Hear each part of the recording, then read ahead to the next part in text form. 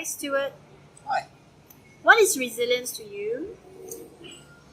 Resilience to me was explained by a mate in England a few years ago. He grew up in Wales, and in Wales they have these long floodplains in between the mountains, and these longhouses that are down by the river, and they have farms there that really rich soil and a fantastic farming land.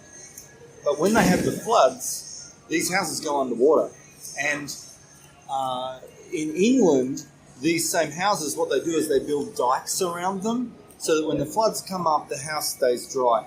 These dikes are very expensive to build and very expensive to maintain. So in Wales, they didn't have that money. So they did an interesting thing. They built resilient houses. So the bottom floor of the house has no carpet, and it has wooden hooks on the walls. So when a flood's coming, they just pick up the furniture and they hang it on all the hooks, and they live upstairs for a couple of days while the flood happens. And when it comes out, they just sweep out the bottom floor, take the furniture down, and they're all good. And it costs nothing. It's just a couple of hooks.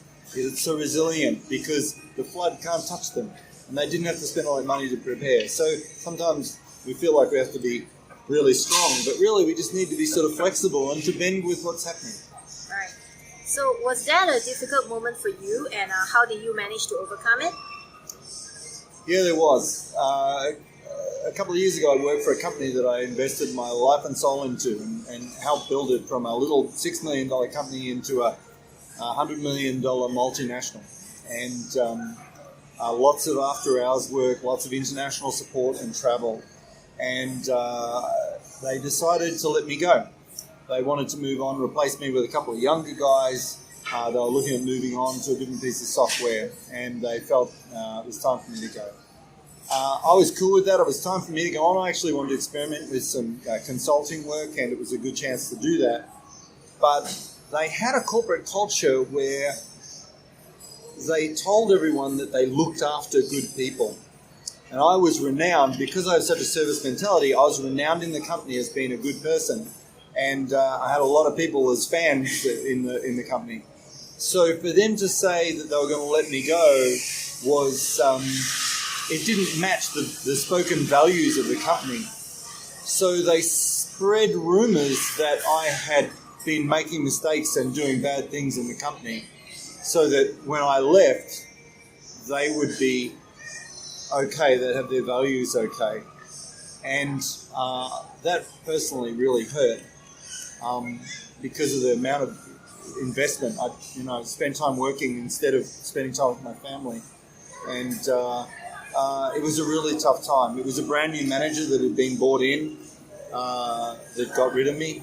And obviously a relationship between he and I broke down really quickly. And as the people in the business started to support me, he saw me as betraying him.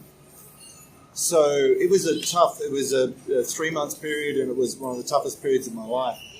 But you know what? Once I got out of that toxic culture, started consulting, started being in different companies and meeting new people, I went into a whole new realm. I met a guy. I started getting invited overseas to speak at different conferences. I was training people and doing teaching, which it turns out I love and I can actually do pretty well. So I've spoken to 20 different conferences. I've consulted for big business, small business, government. I get to meet amazing people around the world, and I never would have done all of that if I'd still been stuck in that company. So it was hard at the time, but I'm so glad that I kept my integrity, that I didn't fight back, that I didn't challenge, and I lived by my credo, which is a man of integrity expects to be believed. And when he's not, he lets time prove him right. I'm so glad I did that. Thank you. Thank you.